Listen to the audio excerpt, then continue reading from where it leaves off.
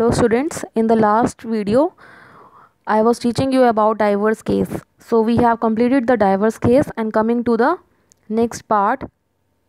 The next part is activity to show oxygen is necessary for burning or combustion. So इस activity में हमें ये show करना है कि ऑक्सीजन कैसे नेसेसरी है बर्निंग के लिए या फिर कंबशन के लिए. First of all, what we have to do, we have to take 2 candles. Both the candles should be burning. So in the first case, nothing you have to do, the candle is just burning. But in the second case, what you have to do, you have to invert a gas jar over the candle. And what you will observe that the candle stops burning. So this activity shows that oxygen gas is necessary for burning or combustion. If no oxygen is available for candle, it will stop burning, and hence this experiment shows you that oxygen gas is necessary for burning or combustion. Now next topic is what is smoke. Smoke क्या होता है? Smoke is produced by burning of fossil fuels such as wood, coal, kerosene, petrol and diesel. Breathing in air containing smoke damages our health. हमारी health के लिए ये बहुत ज़्यादा खतरनाक है. That's why what we are doing, there are factories who are installing tall chimneys. So tall chimneys are installed in factories to take the smoke produced by the factories high up in the air so as to reduce its harmful effect on the ground. जो भी धुआं produce हुआ है factories में वो toll चिमनीज़ के through दूर रखा जाता है, दूर फेंका जाता है हवा में, ताकि उसका हार्मफुल इफ़ेक्ट ग्राउंड पर ख़त्म किया जा सके, उसको कम किया जा सके. So one question arises, why tall chimneys are installed in factories? The answer is, tall chimneys are installed in factories to take the smoke produced by the factories high up in the air so as to reduce its harmful effect on the ground. Next activity. This activity shows you that water has air dissolved in it. पानी के अंदर भी हवा होती है. So what you have to do? You have to just take one beaker and you have to add water in it and you have to just boil the water. What you will observe? You will observe some bubbles. You will observe some bubbles will arise in water. And why these bubbles are coming? These bubbles are coming because water has air in it. When this water is heated, the air dissolved in the water comes out in the form of tiny bubbles. I am repeating again. Water has air in it. When water is heated, the air dissolved in water comes out in the form of tiny bubbles. This activity shows that water has air dissolved in it. So you have to take a beaker full of water and put it on a tripod stand. What is a tripod stand? Tripod stand is just a stand with 3 legs. Tri means 3. Tripod stand means it is a kind of stand which is having 3 legs. So here heat the beaker using the spirit lamp. उसे heat करना है. What you will observe? You will see with the bubbles on the surface of the beaker. These bubbles will gradually rise up and pop out. So this activity shows that when water is heated, the air dissolved in it comes out in the form of tiny bubbles, and finally the result is that water has air in it. Coming to the next slide, again one activity we will be discussing. The activity is to show soil has air dissolved in it. जो मिट्टी है उसके अंदर भी हवा होती है. So what you have to do, you have to take a beaker and you have to put dry soil in the beaker and you have to add water. After adding water, you have to stir the soil and water with a glass rod for a while. आपको stir करना है थोड़ी देर के लिए and you will see bubbles coming out of the soil, and these bubbles are of the air which was present in spaces between the soil particles.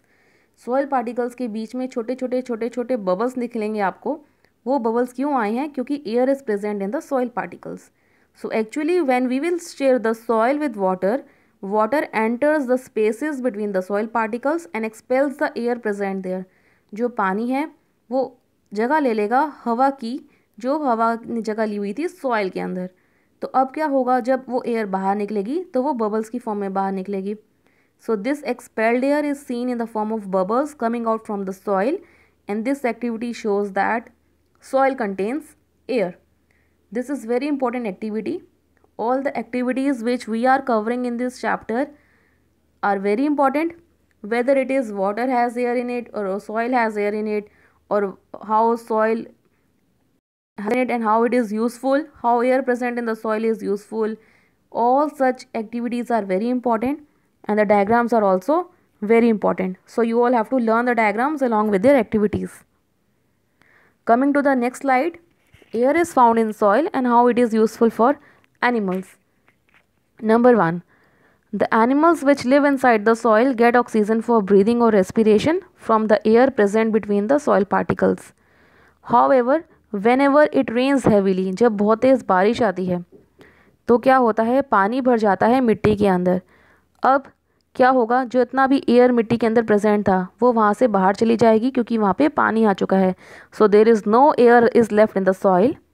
ऐसे situation में क्या होगा, जितने भी एनिमल्स जो सॉइल के अंदर रहते हैं वो सॉइल से बाहर आ जाएंगे. क्यों आ जाएंगे बाहर, क्योंकि उनको सांस लेनी है, उनको ब्रीदिंग करना है, रेस्पिरेशन करना है. So in such situation the animals living inside the soil have to come out of the soil because they have to do breathing और रेस्पिरेशन. इसका एग्जाम्पल होगा अर्थवॉर्म्स. अर्थवॉर्म्स जो है वो मिट्टी से बाहर आ जाते हैं जब बहुत तेज़ बारिश आती है. जब बहुत तेज़ बारिश आती है तो मिट्टी के अंदर पानी भर जाता है, मिट्टी के अंदर एयर प्रेजेंट नहीं होती उनको सांस लेने के लिए, जिसकी वजह से अर्थवॉर्म्स को मिट्टी से बाहर आना पड़ता है. So one important note you have to write down और you have to note is that जितने भी एनिमल्स हैं वो बड़े बड़े छेद करके, होल्स करके सॉइल के अंदर रहते हैं. ठीक है. और जितने भी प्लांट्स है उनका रूट्स भी सॉइल के अंदर होता है, वो वहीं से ऑक्सीजन लेते हैं अपने रेस्पिरेशन के लिए. कहाँ से लेते हैं ऑक्सीजन, सॉइल में से. इसका मतलब सॉइल में क्या है, एयर है. Between the soil particles air is also present. So how air present in the soil is useful for animals and plants, we have discussed this in this slide. So I am telling you one more time that air is found in soil and how it is useful for animals and plants we have already discussed. Coming to next slide, how does oxygen become available to the animals and plants living in water? अब पानी के अंदर भी oxygen होता है, पानी के अंदर भी हवा है. वो पानी में रहने वाले एनिमल्स और प्लांट्स के लिए कैसे यूज़फुल होगा. जितने भी प्लांट्स हैं जो पानी में रहते हैं उनको बोला जाता है एक्वेटिक प्लांट्स. जितने भी एक्वेटिक प्लांट्स हैं जो पानी में रहते हैं वो पानी में डिज़ोल्व होने वाली एयर को ही यूज़ करते हैं ब्रीदिंग के लिए, रेस्पिरेशन के लिए, अपने कोई भी प्रोसेस के लिए. एयर में क्या है, हवा है, ऑक्सीजन है. Air contains oxygen, therefore we can say animals and plants जो पानी में रहते हैं वो ऑक्सीजन को यूज़ करते हैं जो ऑलरेडी पानी में डिज़ोल्व है अपने ब्रीदिंग के लिए और अपने रेस्पिरेशन के लिए. Next slide, how is oxygen in air और एटमॉस्फेयर रिप्लेस्ड. जो ऑक्सीजन हमारी एयर में है उसे कैसे रिप्लेस करते हैं. So these 2 points are very important. It can also be asked in a question form for 3 marks कि how oxygen is used, how is oxygen in the air और एटमॉस्फेयर इज़ रिप्लेस्ड. ऑक्सीजन को कैसे हम replace कर सकते हैं. The oxygen of air being consumed by animals and plants in respiration and in the burning of fuels. जो oxygen है air में प्रेजेंट है वो प्लांट्स भी कंज्यूम करते हैं, एनिमल्स भी कंज्यूम करते हैं ब्रीदिंग के लिए, रेस्पिरेशन के लिए, फ्यूल्स को बर्न करने के लिए. तो अब ऑक्सीजन कभी तो ख़त्म होगी. तो अब ऑक्सीजन को कैसे रिप्लेस करना है. एनिमल्स जितने भी हैं वो प्लांट्स पे डिपेंड होते हैं ऑक्सीजन के लिए, अपनी ब्रीदिंग के लिए. ठीक है, क्योंकि प्लांट्स क्या करते हैं, प्लांट्स जो है वो फोटोसिंथेसिस का प्रोसेस करते हैं. जब ग्रीन प्लांट्स फोटोसिंथेसिस का प्रोसेस करते हैं तो वो अपना खाना बनाते हैं by taking carbon dioxide gas from the atmosphere, sunlight and in the presence of chlorophyll. तभी उनका खाना बनता है, स्टार्च बनता है, ग्लूकोज बनता है और ऑक्सीजन गैस रिलीज़ होती है.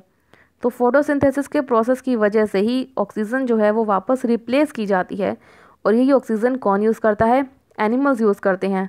प्लांट्स तो रेस्पिरेशन के लिए यूज़ करते हैं और एनिमल्स किस लिए कंज्यूम करते हैं, रेस्पिरेशन के लिए. तो overall I am telling you कि ऑक्सीजन को कैसे रिप्लेस किया जाएगा. जो प्लांट्स हैं वो फोटोसिंथेसिस का प्रोसेस कैरी आउट करते हैं जिसकी वजह से हम ऑक्सीजन को रिप्लेस करते हैं एटमॉस्फेयर में. So coming to next slide, what are the various uses of air. Air के क्या क्या यूजेस हैं. This is the last slide and it is very important कि एयर कहाँ पे काम आती है.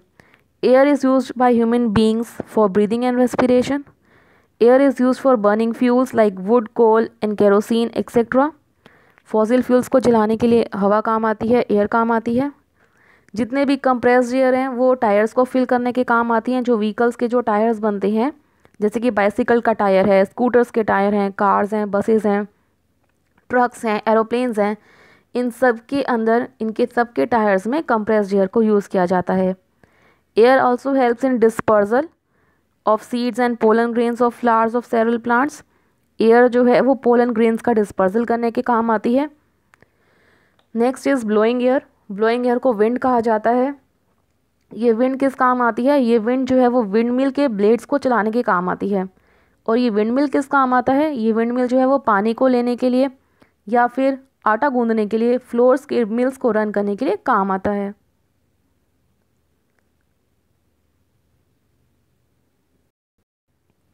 You have seen wind mills many a times. आपने विंड मिल भी देखा होगा. उसके बहुत सारे यूजेस होते हैं. इलेक्ट्रिसिटी को जनरेट करने के लिए भी विंड मिल काम आता है. Next is air helps in the movement of yaks. Boats को सेल करने के लिए काम आता है. पैराशूट्स के लिए काम आता है. ग्लाइडर्स एंड एरोप्लेन्स को उड़ाने के लिए एयर काम आती है. एयर जो है वो जितने भी आपके बर्ड्स हैं, बैट्स हैं और इंसेक्ट्स हैं उनको फ्लाई करने के लिए काम आती है. तो एयर जो है वो बहुत ही इंपॉर्टेंट रोल प्ले करती है वाटर साइकिल में. सो lastly I will be showing you one diagram. This is a diagram of wind mill जो वाटर पंप के साथ अटैच है और इसमें पानी को ड्रॉ करने के लिए काम आता है. A windmill is use to run a pump to draw water from the ground. So in this slide we have taught you there are many uses of air, जिसका आप अकाउंट भी नहीं कर सकते कि बहुत सारे कितने यूजेस हैं जिसमें आपको एयर काम आती है. So in the last this chapter number 15 air around us is completed. And thank you very much for listening to the video and for looking to the video. So the chapter is over and hope you all have understood the chapter Air Around Us. Thank you everyone.